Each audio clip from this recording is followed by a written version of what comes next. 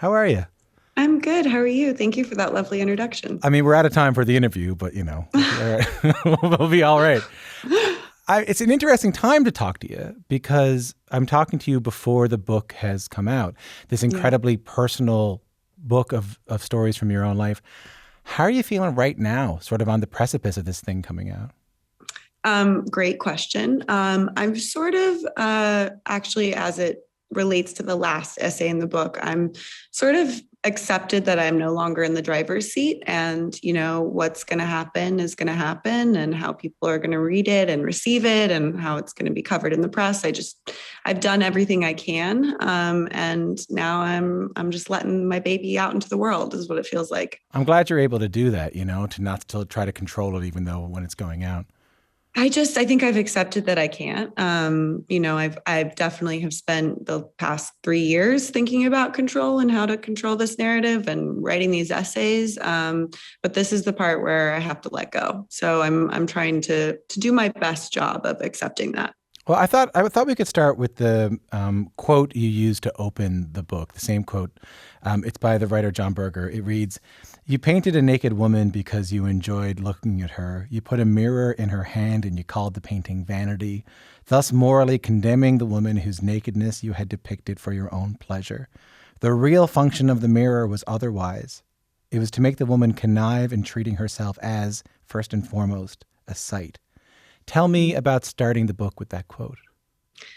Well, I love Ways of Seeing, which is the text that's taken from by John Berger. And, in general, in the book, a lot I talk about the muse, and the way we think about women, and the way that women learn to look at themselves, and how they learn to look at themselves. And I talk about my own experiences, even as a child, kind of how that started for me. And I think that what I like about that quote is that everyone's complicit in it.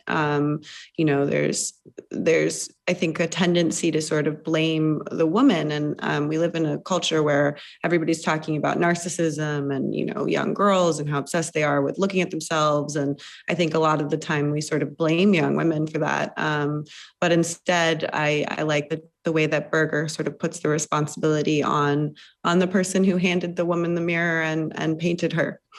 I love the way, and that brings to mind the way you talk about your childhood in this book. And like you said there, you're examining our relationship with beauty as art, with agency within beauty. And again, like you say, you do that with your own experiences, including your formative experiences. You write, "Beauty was a way for me to feel special. When I was special, I felt my parents loved the most."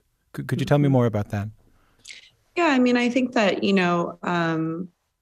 my mother was a super beautiful woman, and her father had sort of, I wouldn't say made her feel ashamed, but certainly made it clear to her that the way she looked wasn't something she should be proud of, that she hadn't done anything to sort of deserve the compliments or the attention that she would get. So there was a little bit of shame around her beauty. And she really went the opposite way with me and sort of felt like, this is something that is about you, and it should be celebrated, and you should celebrate it.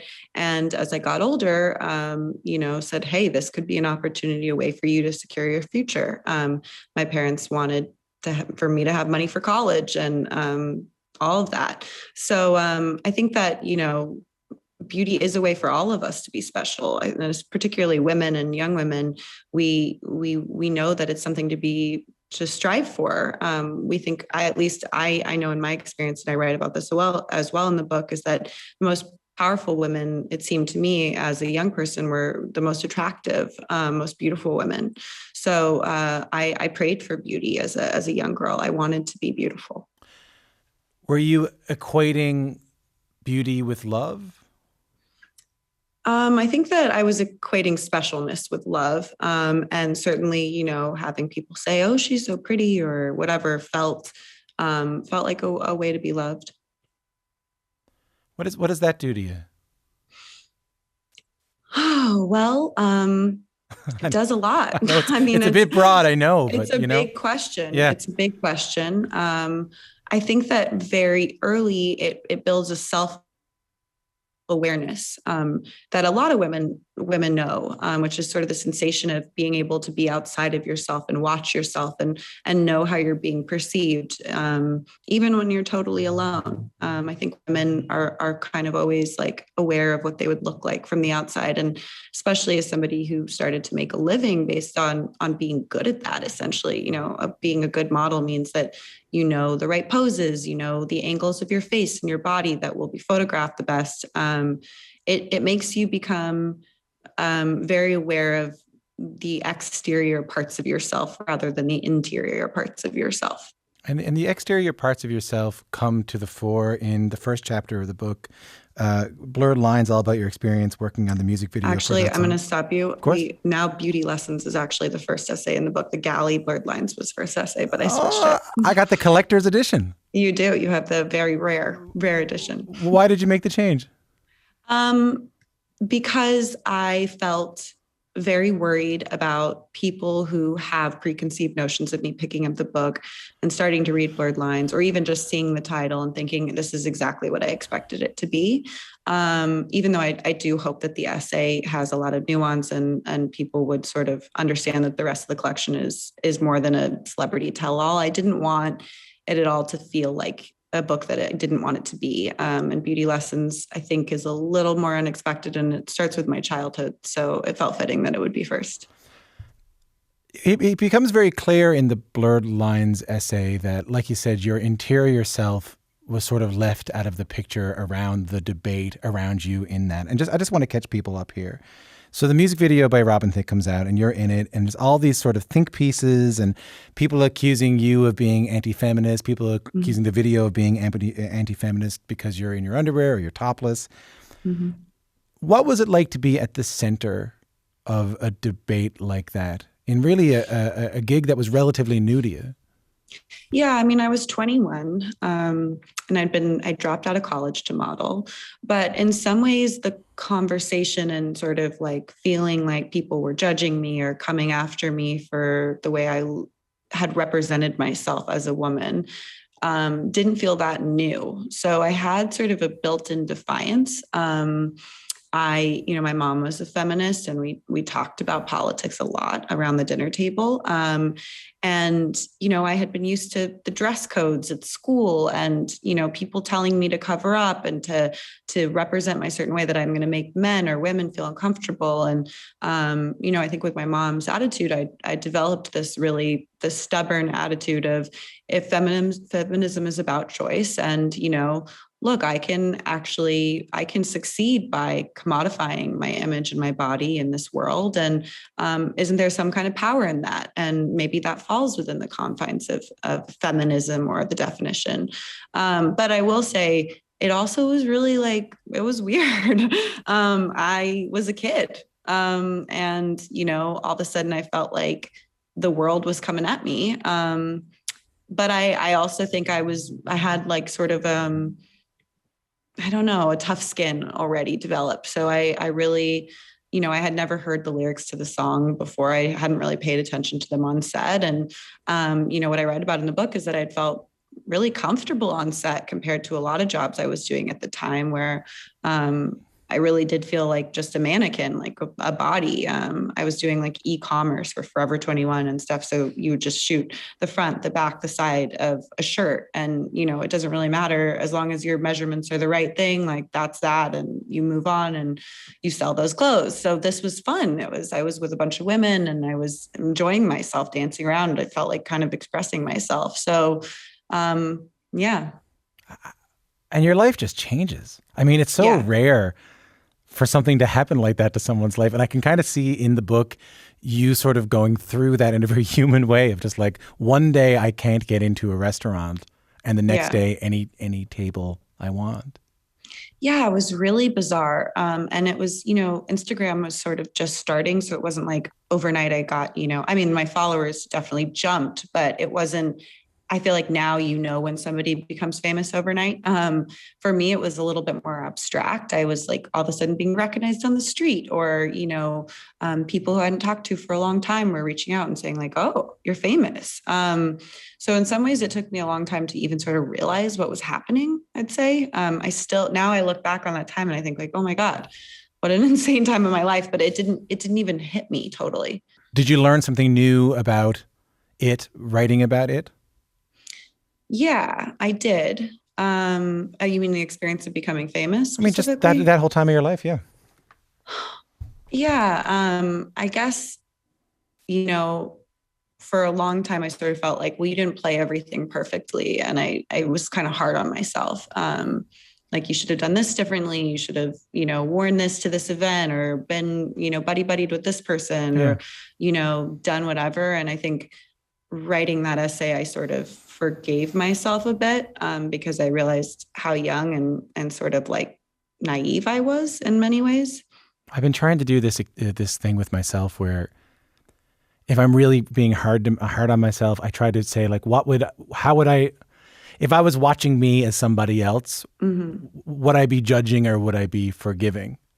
You know what Mm-hmm. I mean? Like, what would I think if I was, and I would go, in moments where I'm very judgmental of myself, Mm-hmm. I imagine another version of myself going like, oh, leave him alone.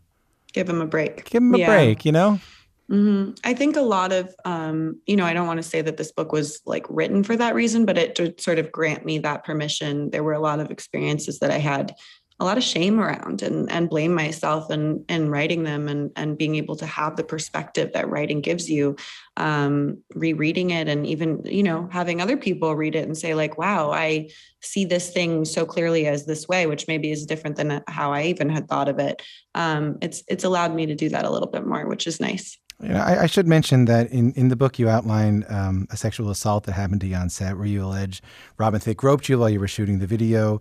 And in the book you write about how embarrassed and how vulnerable you felt in that moment, and how you were desperate to minimize the situation. Again, as much as you're comfortable here, talk to me a little bit about that moment, or about writing that moment. I think I just, I didn't want to be a girl who, accused, quote unquote, or made a big deal out of something. I think I did have a little bit of a like boys will be boys attitude. And I think that I had been having fun, and I felt connected to all these women who were on set because it was mostly women. And it felt like all of a sudden I was singled out, and away from the rest of the women, even though I'd been naked all day. Weirdly, like that hadn't felt as exposing, until he sort of did this thing, and I felt humiliated. Like, I don't know how, I don't really have the words for it still. But there was an immediate, in my immediate instinct was sort of to be like, well, whatever, like, let's just keep working. Let's do the job. And I didn't even really think about that experience for 5 years or something. It wasn't until I started dating my husband, and my now husband, and we kind of, I don't know, something came up in conversation. I was like, well, actually this thing happened. And I realized Robin Thicke had blocked me on Instagram, and it allowed me to kind of remember that. But I think for a long time, I didn't focus on that because, I knew what has happened. And even the past month since that part of the book leaked, is a lot of people just kind of saying like, another woman complaining, which, I wanted to avoid.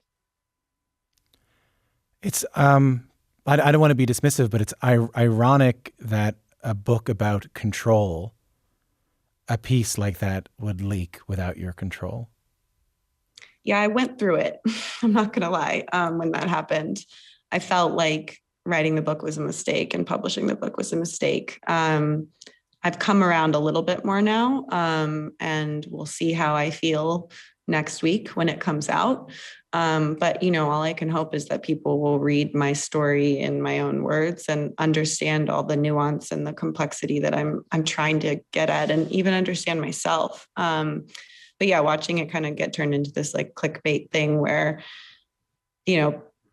outlets were finding the sexiest picture where, you could really see my boobs, and putting his face, Robin Thicke's face next to it, and saying like, Emily Ratajkowski accuses Robin Thicke of sexual assault, when she was naked on set, kind of thing. Like, it was hard. Yeah. Yeah, and we don't. Yeah, for a book about how someone like yourself gets dehumanized Yeah, listen, I knew that that was going to happen. And I Yeah. knew when I wrote the essay that that would be the price I paid. But, the essay still isn't out in the world. And actually, it was going to be an excerpt that ran online. And I decided not to run the essay because I didn't want an excerpt of it to run. I wanted the whole essay to run. And, we decided not to do that. So people will hopefully just read it in the book and get a sense of what I was trying to say there. 28.5 million Instagram followers. I have a very complicated relationship with social media, like everybody, especially during the pandemic, where I'm trying to figure out, I need to delete it. I need to stop living as if I don't know if you've ever read Gia Tolentino's piece about like what happens when your life is an endless performance online. And I was heartened to read in the book about how you find Instagram empowering. Can you tell me more about that? Well, I find it both empowering and also addictive and problematic. Yeah, right. To be clear, I'm in the same boat as you. I think we all are. It does make your whole life a performance.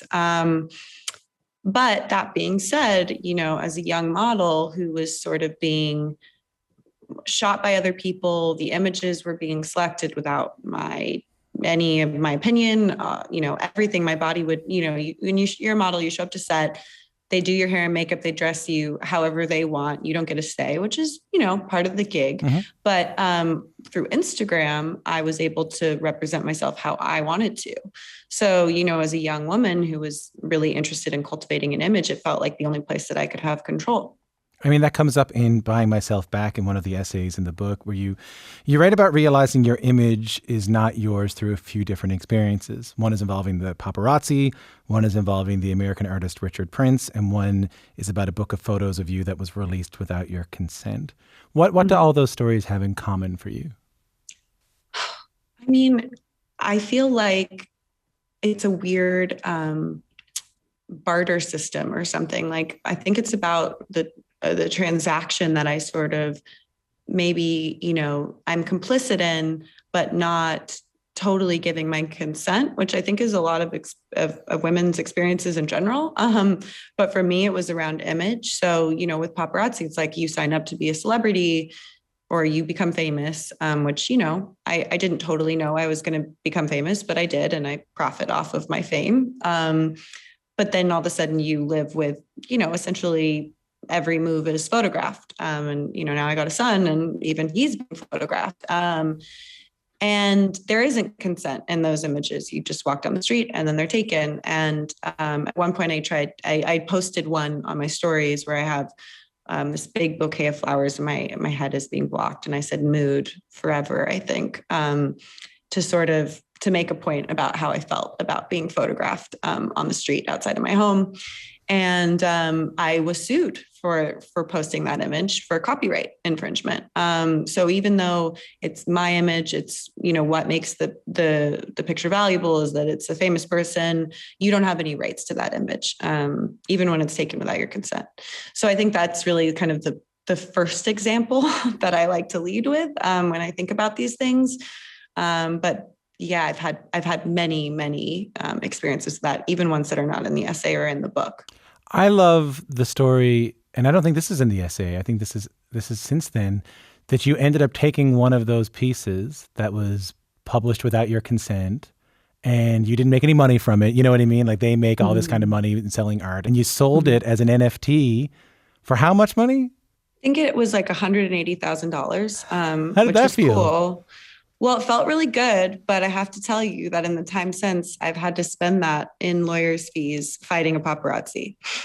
Oh. So it's sort of a never-ending cycle, which I haven't even really talked about that publicly because it did feel, this was just a couple, maybe 5 months ago or something that I sold the NFT, and it did feel like a reclaiming and, a cool way to be embarrassed for the way that my image had been used and taken kind of from me.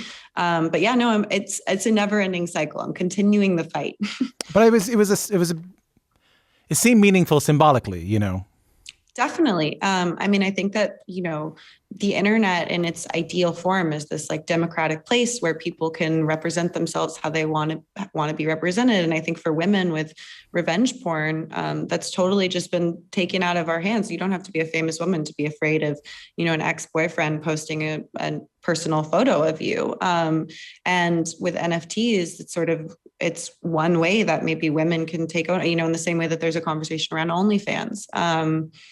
I don't have all the answers, but it was my attempt at having that symbolic moment. Well, the closest we get to an answer is the beautiful way you end that chapter, where you write how all these people will eventually run out of pictures of you, but you will, quote, remain the real Emily, the one who will continue to carve out control where she can find it. Mm-hmm. Tell me about writing that. Well, it's funny. I did the audiobook a couple weeks back and I didn't really cry that much reading it. And, the person had warned me, the director, that I might. And when I started reading that paragraph, I started crying because it was around the Robin Thicke leak. And I felt like I didn't really have a lot of control in that moment. So reading that and remembering that, I am who I'm the person that wrote this book and I'm complicated and I have all these other sides and that the world can't see, that you can't see from images, and that I can continue to exist as that person, even when I don't have control or when people, want to take control over my body or my image. Yeah, these essays feel like an exercise in control, They are. They are. Well, let me ask you this then, maybe to close things off. Yeah. You do have a life that is unique, both in fame and fame, and visibility and all that stuff. But it did feel like the core of this book did feel somewhat universal, somewhat relatable. So I thought I'd just give it to you. For those who read this book, in particular young women, or anybody, when they put it down, what do you hope they're saying to themselves? Oh man, that's a great question. I hope they see their experience in mine. I hope that, for young women in particular, I hope that, if you're not a young woman or a woman, that it sort of opens your eyes to what the experience can be like to be a woman and to navigate this culture, no matter if you're a model or not. A lot of the experiences that feel kind of the most important in this book were before I was even modeling, just as a high school student and a little girl who, hit puberty. And that I love that idea of offering your life as one to be based upon or one to be compared to. Yeah, hopefully, I think that I represent something in the world that's really easy to see when you Google. It's this glamorous, red carpets, makeup and hair done, fashion shoots, whatever, runways, as you mentioned. But I think that it's important for young women to see the other side that you can't see with a Google search. And I hope that that's in this book. Emily, nice to meet you. Really nice to meet you. Thank you so much for having me. Lovely to have you. Emily Ratajkowski was my guest. Her collection of essays, My Body, is out everywhere now.